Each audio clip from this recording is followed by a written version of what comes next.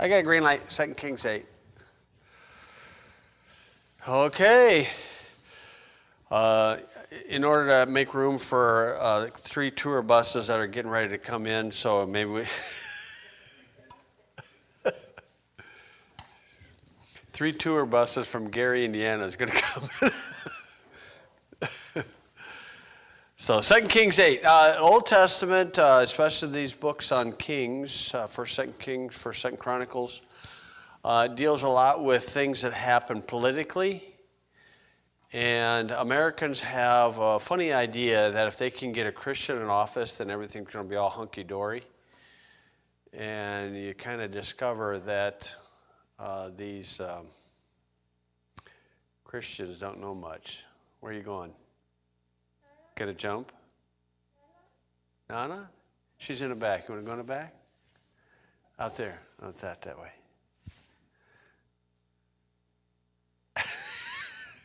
I knew it wouldn't last long.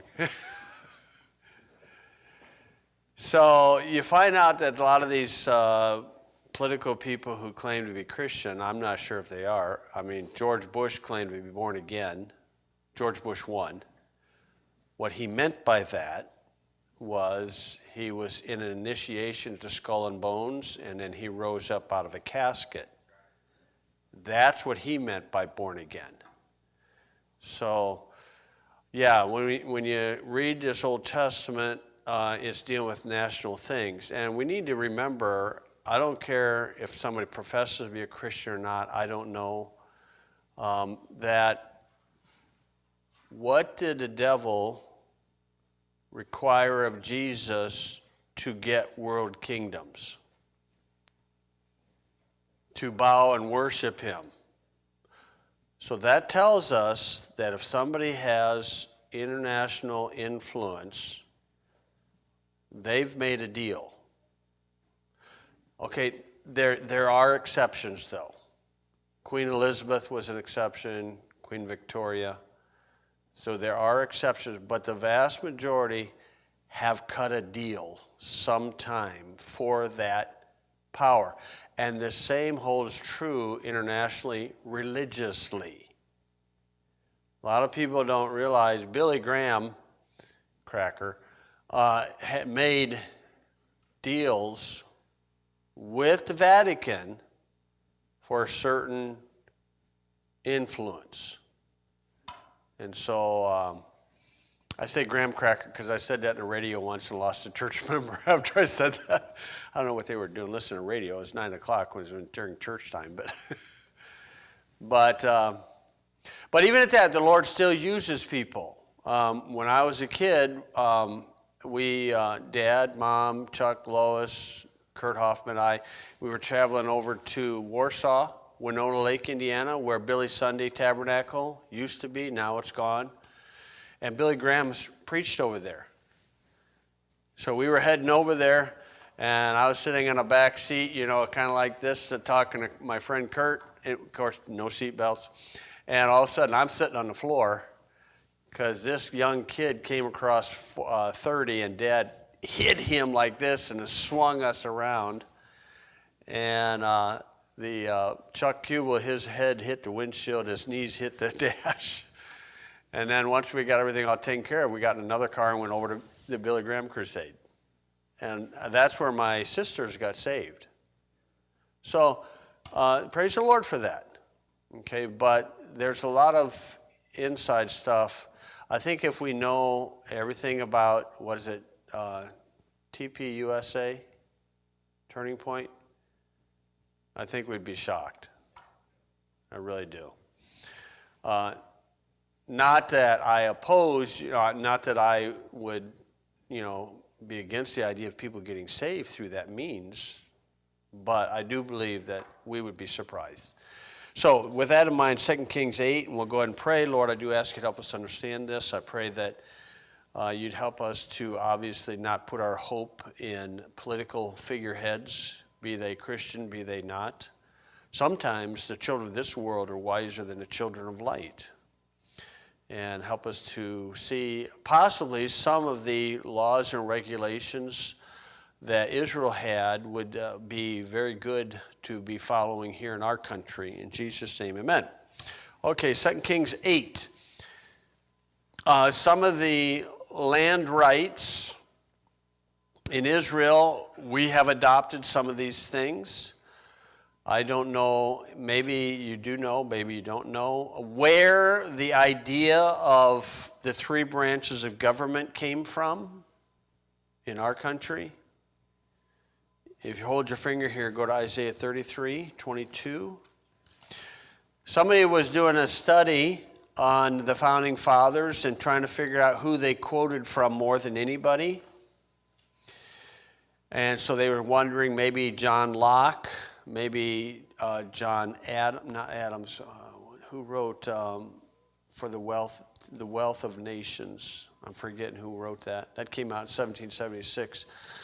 But they discovered that who they quoted from more than anybody was the Bible. And Isaiah 33:22 is where they came up with the idea of the three branches of government. So the Lord is our judge, so that would be Article 3. The Lord is our lawgiver, that's Article 1, legislative. And the Lord is our king, that's the executive branch. And then he will save us. That's where they came up with that idea.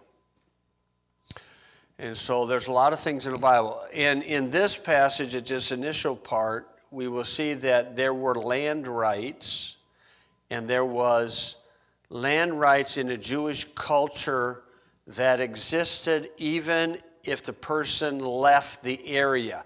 So squatters were kicked off the land when the owner came back. So chapter 8, verse 1, then spake Elisha unto the woman whose son he had restored to life. So that's back in chapter 4. Saying, arise, go thou and thine household, sojourn wheresoever thou canst sojourn, for the Lord hath called for a famine, and it shall also come upon the land 7 years. So when we see that 7 years, it might give a clue for the tribulation.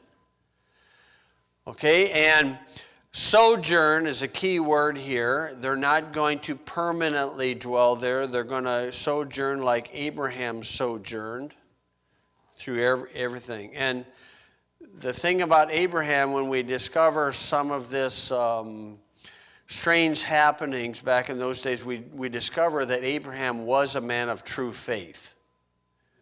Because meandering through a land of giants and a lot of weird things going on. No wonder he lied about Sarah. A lot of times, you ever think about that? What scared him so much that he lied about Sarah? Meandering through kingdoms that had giants, and these giants would sacrifice people to get their gain. Okay, you kind of get to one, okay, now I kind of see what was going on with Abraham, and that's where his real faith came in. So, famine, 7 years. In the tribulation, it's going to be 3.5. But here we got 7 years. And the woman arose. Now, it doesn't mention a husband, because in chapter 4, there's a husband, there's a father. But I don't know if he passed off the scene in this time. And did after the saying of the man of God, and she went with her household and sojourned in the land of the Philistines 7 years. Philistines, that's the Palestinians, common Palestinians.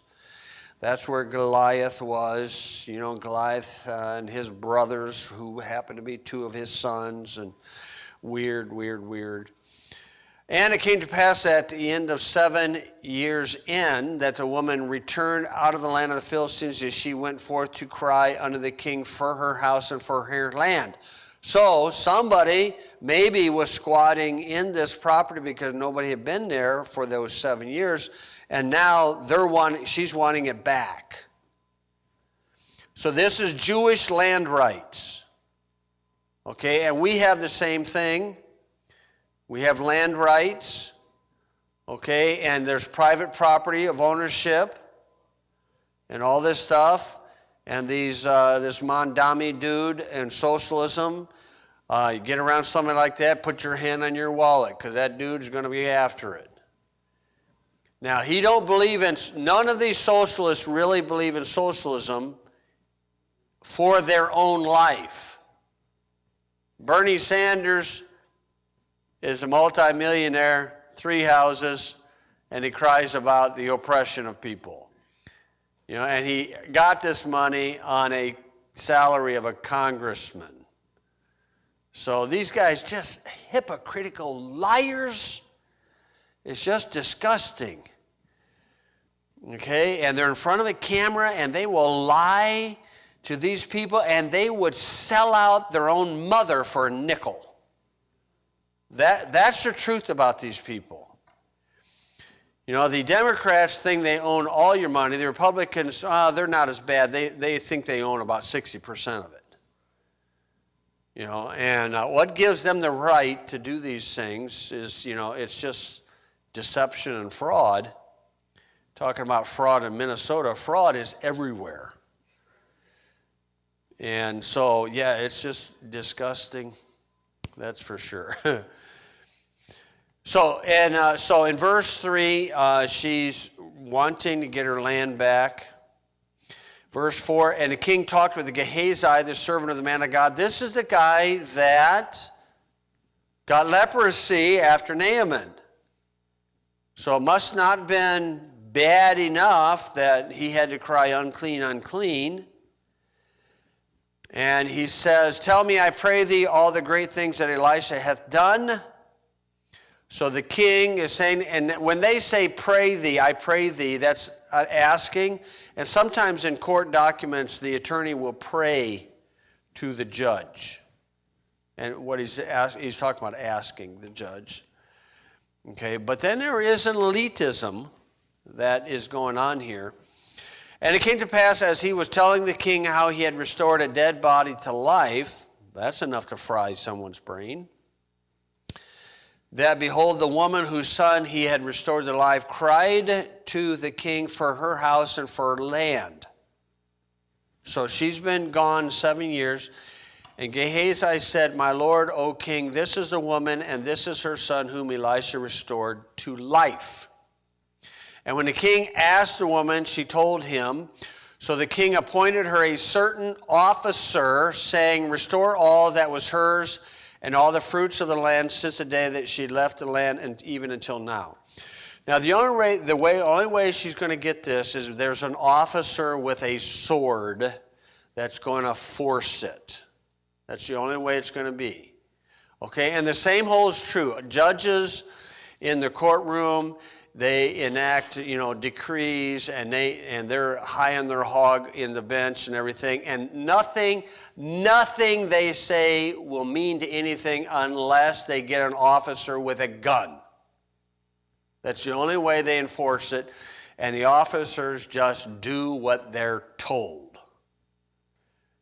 And so I've challenged some of these things, and it's, not so entertaining, and all that stuff, but years ago, we had a house down at Rensselaer. It used to be the church's parsonage. Somebody in church was going to buy it, and that got the church out of debt. So they were living there for a long time, and then they were going to move, I think, to Missouri, and they went through bankruptcy. It was just a bad situation. And so I asked the gentleman who attended the church what he wanted to do with the house, and he said, I want it. So he's going to go bankrupt. He's going to go back to the bank and all that stuff. And I said, could we play with this a little bit? He said, what does it mean? Sign me a quitclaim deed. So he put a quitclaim deed, and I filed it in a courthouse. And I stalled that thing off for 2 years. Put somebody in there, rented it and everything. And then here comes the sheriff 3 days before Christmas and kicks the guy out. And so... So I showed up when the sheriff was there, and the sheriff thought we was going to have the big fight. I had a tape recorder going and everything. And he said, what are you here for? And I said, well, I'm just curious what you're here for. He said, well, this man's going to lose the house.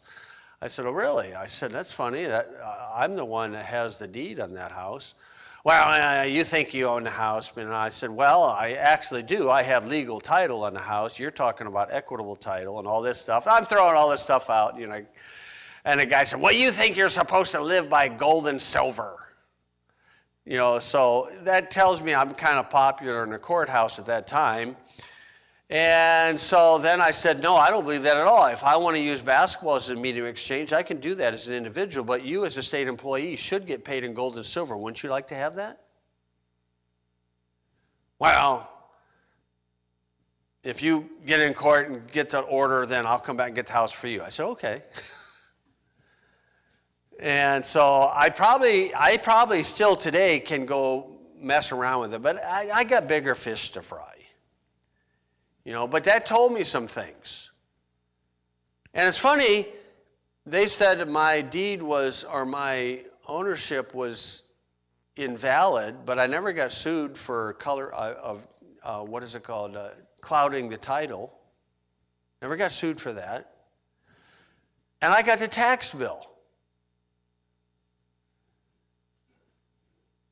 Why did I get the tax bill if it was not legit? So I'm not going to pay that because it didn't have dollar signs on the numbers. So I asked them what those numbers represent. I was playing with something that I had nothing. I wouldn't do this with my own house. So I asked what the numbers represented. And they said, well, it's a tax bill. I said, what are you demanding in payment? And they wouldn't answer the question. And I know why they wouldn't answer. And these people in the courthouse, I know why they wouldn't answer the question. If they would have said U.S. dollars, I would have said, I'll go see if I can find some. I'll go to 3 banks, ask, may I have some U.S. dollars? And they'll say, we don't have those. Then I'll go back and ask the county people, well, I can't find U.S. dollars. What do you demand in payment? If they say Federal Reserve notes, that would expose the fraud. And they know it. So they would never answer the question. So I didn't pay anything. And then I went through a tax sale, and I went to the sale, and they go through all these houses for sale, and they get to the one I had, and they said, this house is not for sale today. I thought, wow, that's interesting. This went on for 2 years. I was just playing with that for 2 years, going in and out of court and all this stuff. And it's like, this is weird. And what it convinced me of is fraud is rampant. But what are we going to do about it? Most likely nothing. I would rather be the victim of the fraud than the perpetrator. And so I'm looking forward to 1,000 years with the Lord Jesus. So we'll trade this down here for that. And but that's in the political world.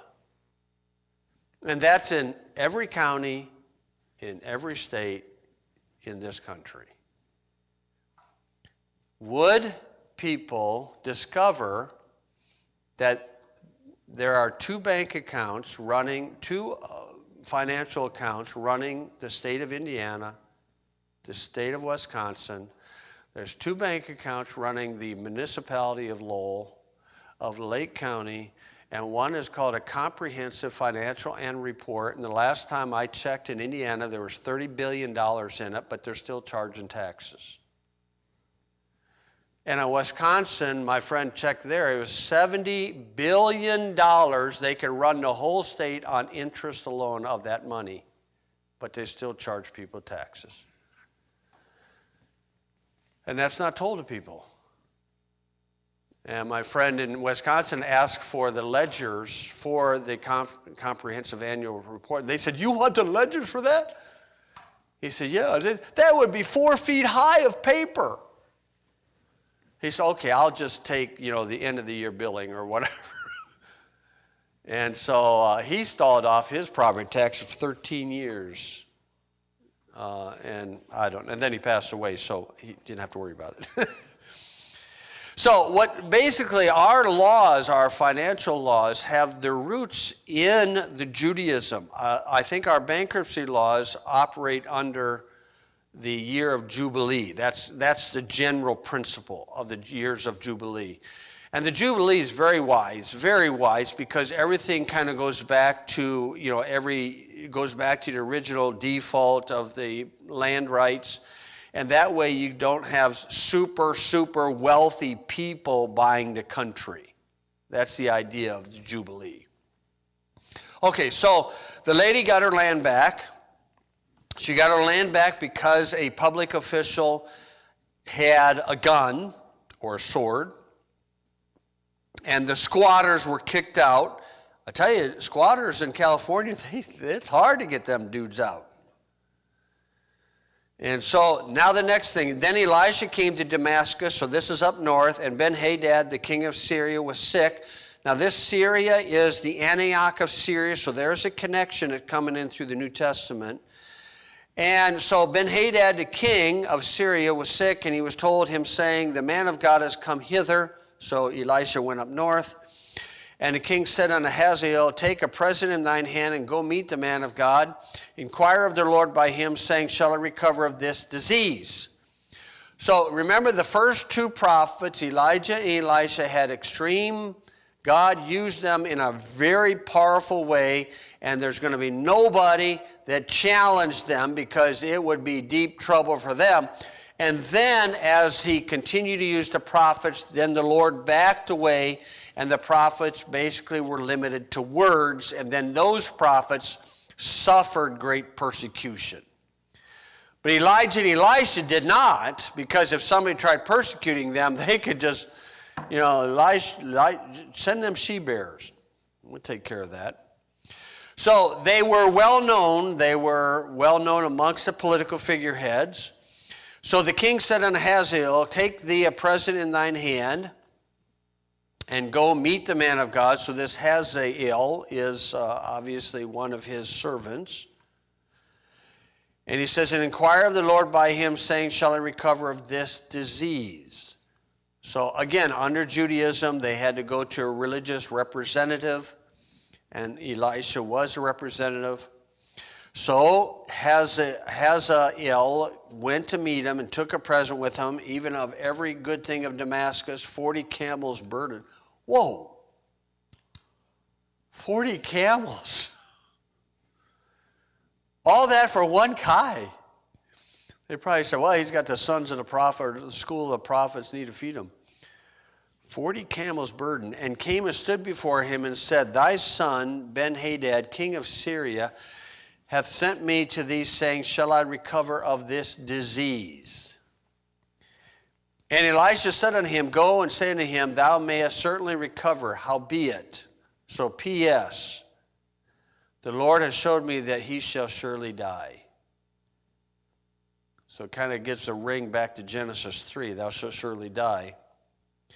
And he settled his countenance steadfastly. So if you can imagine, here's this servant, and he brought all this products, and then Elisha kind of sits down very soberly, and it says, and until he was ashamed, and man of God wept. He just started weeping because he knew what was going to happen. This is like I mentioned this morning, with much knowledge is much grief. He knows what this guy is going to do. And then Hazael said, why weepest, my Lord? And he answered, because I know the evil that thou wilt do unto the children of Israel. Now, this guy at this time was shocked and insulted that Elisha said this. How dare you say I'm going to do this? And a lot of times people, 10 years from now, we don't know what we would do if things got ugly. I don't know what I would do, down the road as things go. So he said, because I know the evil that thou wilt do unto the children of Israel. Their strongholds wilt thou set on fire. And when he's saying this, I'm sure this man is saying, there is no way I'm going to do that. I am not that type of person. Strongholds wilt thou set on fire, and their young men wilt thou slay with the sword, and wilt thou dash their children and rip up their women with child. Again, notice how this guy responds. But what, is thy servant a dog? Yeah. Yeah, you are. That he should do this great thing?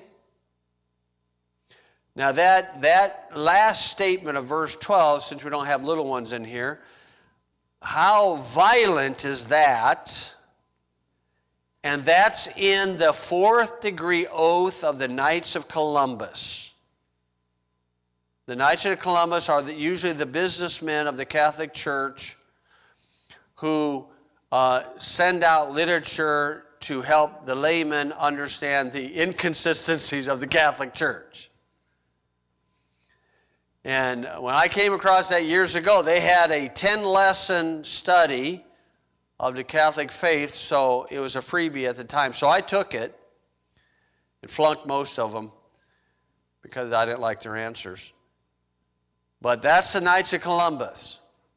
And that 4th degree oath says that they will, well, I got it in a footnote, some of it.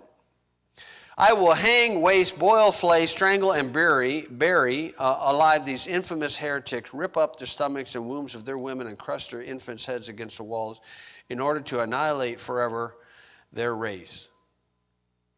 In World War II, the Eustasi, and Jack Chick has a bunch of these things in books. Averell Manhattan wrote a lot of these things and put pictures in there too. It's pretty gruesome. And I think a person needs to know some of these things not for sadistic reasons, but to show the heart of man when they get political power. And that's why we don't trust them. But and the Eustasi, that would be the, in Yugoslavia, Romania, I think, you've got the Croatians, the Serbians, and the Bosnians. The Bosnians are Muslims, the Croatians are Catholics, and the Serbians are Orthodox. And the Eustasi were the equivalent of the Nazis in Germany, and they were Catholics, Eustasi, and they did such brutal things that they embarrassed the Nazis. That's pretty bad. And Averell Manhattan kept track of all this stuff, put it in a book, and published it. So that's back in 45. And then, do you remember, I think it was in the 90s where the separation between the Croatians and the Serbians released, and the Serbians attacked the Croatians? And the reason why they did that is Averell Manhattan sent his book to the leadership of Serbia. And what separated them all those years was communism, but when that dropped down, them Serbs said, "We're nailing you for what you did." And it was brutal. And you can get those books off Chip Publications, and it is brutal what they do to people. And that's why that guy said, "Am I a dog?" And if you study dogs, look at some of the nature shows, about hyenas and dogs and wolves and a pack of dogs and what they do to their prey.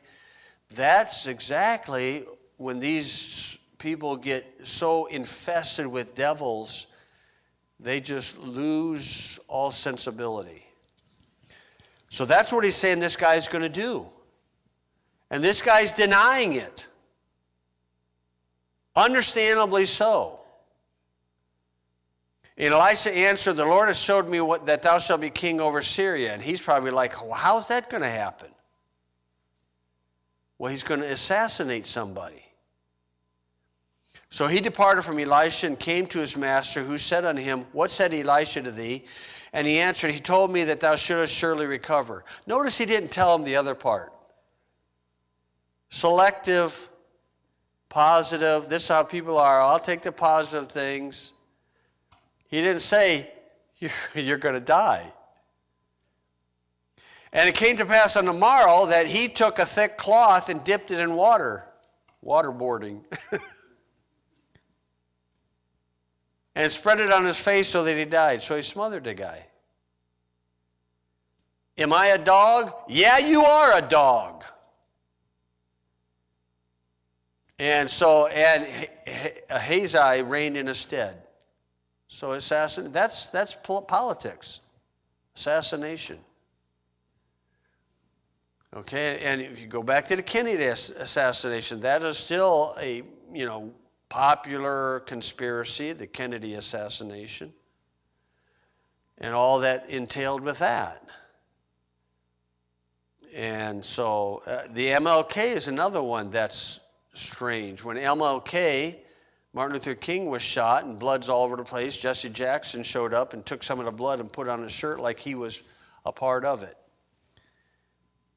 These people are just low-life scum. So there's a guy in New York, if you want to get some real funny stuff, David James Manning or James David Manning. You've seen some of his stuff. I think he's an Acts 2:38 guy, but he's got a church down in Harlem, and when Obama was president, he called Obama a long-legged Mac Daddy. And I thought, what is that, a Mac Daddy? And it's a pimp. And then he stands out in front of Al Sharpton's building. He said, hey, Al, come on out here. You're skinny you used to be a fat slob. Now you're skinny. You got AIDS, Al? And he just stands out there with his people. He has his people, and they just stand out there, and he just rips into this guy. David James Manning, funniest thing. But he's telling the truth about these people. Al Sharpton's just scum. That's a King James word that nobody uses anymore. You see, and this is what the Bible points out to these things. And it's sad, but it's true. It's true. So in verse 15, you got the 16 paragraph mark, and so then the camera goes to someplace else. Another king. And it's just going to be a constant, it's like a soap opera as the kingdom turns. Constant. And in the 5th year of Joram, the son of Ahab, so we know he's a bad guy, king of Israel, Jehoshaphat, being then king of Judah, and that's the jump on Jehoshaphat. Jehoram, the son of Jehoshaphat, king of Judah, began to reign. So he's going back and forth. 32 years old was he when he began to reign, and he reigned 8 years in Jerusalem. Pretty short life. Only 8 years. And he walked in the ways of the kings of Israel, as did the house of Ahab. Now that's pretty bad. If you get into the Baal worship, sacrifice of people and children, and of course since those days, 800 BC, everything's gotten better, so none of that happens anymore. Yeah, it does. It really does. I'm glad I'm sheltered from it. Thank God we're sheltered from it. But there have been people that have had tragic things happen to them. And we had a lady sitting over here about 6 months ago that started telling me her story, and I'm like, oh, please. And this is Chicago, dealing with a Daly family. And man, I was just like, oh man, oh, please. But what do these people do? They got no place to go. They got to talk to somebody. And this is where kind of Bill Sneblin comes in. He has a bunch of people that go through weird things that talk to him. And he's able to help them to a point. So as did the house of Ahab, for the daughter of Ahab was his wife, and he did evil in the sight of the Lord. Yet the Lord would not destroy Judah for David his servant's sake, as he promised him to give him always a light and to his children. Now there's a wonderful truth. The children receive blessings when their parents do right. So one of the greatest heritage we can give to our children is to do right. And then they can reap some benefits from that. You know, I'm reaping benefits from my grandfather, even though he only got saved 3 years before his death. Hardworking man. You know, funny stories I've heard from my grandpa. He used to put his teeth in his pocket when we were over there.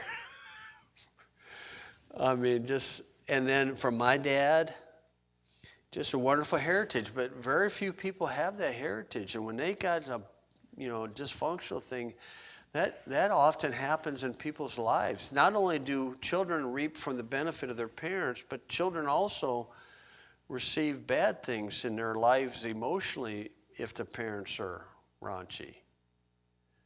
And we have to understand that when you're dealing with people, if you know their background, you got to have some patience with these people that have a difficult background. They're not going to react normal. And you just got to be patient with them when you understand that background, if we can understand it. You know, Jan and I were so very fortunate. You know, up until 18, I heard my parents argue one time in all my days growing up. Now, after I got to be an adult, I learned, there's more arguments going on between those two than I knew of. Okay, but that's the security I had growing up. Okay, and Jan had the same thing. And so that is such a blessing to be given that heritage. So in verse 19, the things in Judah would have gone south, would have gone bad if it wasn't for David. Now, you know David's life. He had some pretty raunchy things going on. But he was a man after God's own heart. And so that tells us that when we do right, it passes down to generations. And hopefully they build upon that. That's the best thing they could do. Verse 20, in the days of Edom revolted from under the hand of Judah and made a king over themselves. So Edom is the southern tribe, but Edom is the Arabs. Edom is going to be obliterated. He's going to make a full end of Edom. Ezekiel 35 talks about that. He is not going to make a full end of Israel. So here's a rebellion. Okay, 21. So Joram went over to Zair and all the chariots with him, and he rose by night and smote the Edomites which compassed him about, and the captains of the chariots, and the people fled into their tents. Yet Edom revolted from under the hand of Judah unto this day. Then Libnah revolted at the same time. So this is just constant fighting. Jesus said, the kingdom of heaven suffereth violence, and the violent take it by force. So, and the rest of the acts of Joram and all that he did, are they not written in the book of the Chronicles of the kings of Judah? So we can cross-reference that. Okay, and Joram slept with his fathers and was buried with his fathers in the city of David. So that's Bethlehem. And Ahaziah, his son, reigned in his stead. Now, the idea sometimes we see on cemeteries is R.I.P. on the tombstones, and that means rest in peace. So that is an idea that usually is coming from Old Testament, because it implies that their bodies rested or rest, not their souls. Soul sleeping is not found in the Bible. The bodies that rested for the Old Testament saints, because their souls went down to the heart of the earth, where today we're more conscious after death than we are in life, because we see both worlds. And so today, when a saved person dies, they're absent from the body and present with the Lord. So that's the difference between Old Testament and New Testament. So the idea of them sleeping is referring to their body. You can go with Matthew 27:54 on that to verify that. It's the rest of their body, not their soul. Okay, now this next guy, in the 12th year of Joram, the son of Ahab, king of Israel, did Ahaziah, the son of Jehoram, king of Judah, begin to reign. And it says 22 years old was Ahaziah when he began to reign. He reigned 1 year in Jerusalem. Now, in the cross-reference in Chronicles, it will say he began in 42 years. This is probably one of the hardest contradictions to try to deal with. Okay, and there's little details in there. And one of the big problems is the, and again, it's good we don't have kids in here, is the interbreeding between royal seed. You know, the joke down in Kentucky is sometimes their family tree doesn't fork. The same holds true with religious elite, royal seed. They don't want to defile themselves with us commoners. And when you read the history books, you'll see that a lot of those queens of England, they had children that died regularly. And that's because of the interbreeding.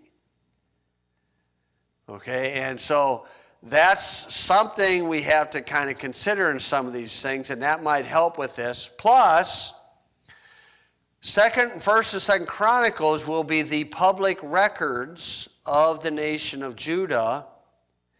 So that would be the official public records, but if you go to the courthouse and look up public records, they're not going to be perfect. So did the Bible record the Chronicles as recorded? Okay, and that would be possibly with this idea. But it is a toughie. It is one of the most difficult. And in Dr. Doc Ruckman's book, Problem Text, he covers this, and it helps, but it just kind of, it's really complex.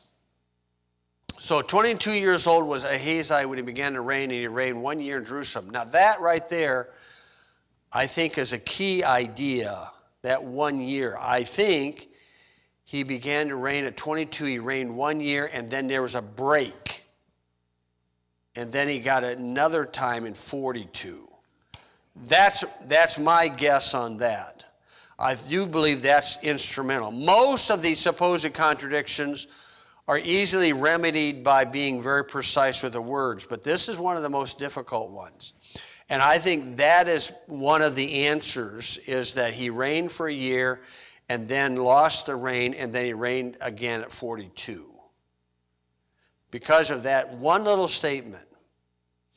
And his mother's name was Athaliah, and boy, she's got a track record, the daughter of Omri, king of Israel. And he walked in the way of the house of Ahab and did evil in the sight of the Lord, as did the house of Ahab, for he was the son-in-law of Ahab. And he went with Joram, the son of Ahab, to war against Ahaziah. So we got the guy that got in office by murdering somebody. You live by the sword, you die by the sword. And so then this guy, king of Syria, in Ramoth Gilead, and Assyrians wounded Joram, and King Joram went back to be healed in Jezreel of the wounds which the Assyrians had given him at Ramah when he fought against Hazael, king of Syria. And then Hazael, the son of Joram, king of Judah, went down to see Joram, the son of Ahab, in Jezreel because he was sick. So this is just exactly as Jesus said, the kingdom of heaven operates by violence. And there's going to be nothing that changes that idea until our Lord and Savior establishes his kingdom, and then he puts all that down. But in order for him to do that, he's got to be violent at the second coming. And he's gonna. So, okay, so that's chapter 8, and we'll stop there and go ahead and pray. Lord, thank you for your words, and I do pray that you'd help us to see the storyline going on here, the Old Testament. A lot of violence going on, a lot of killing going on. And a man jockeying for position, trying to get power for a short time. And I pray that you'd help us see the survival of the fittest often takes place in these situations. And I pray that you'd help us to be faithful to your words in Jesus'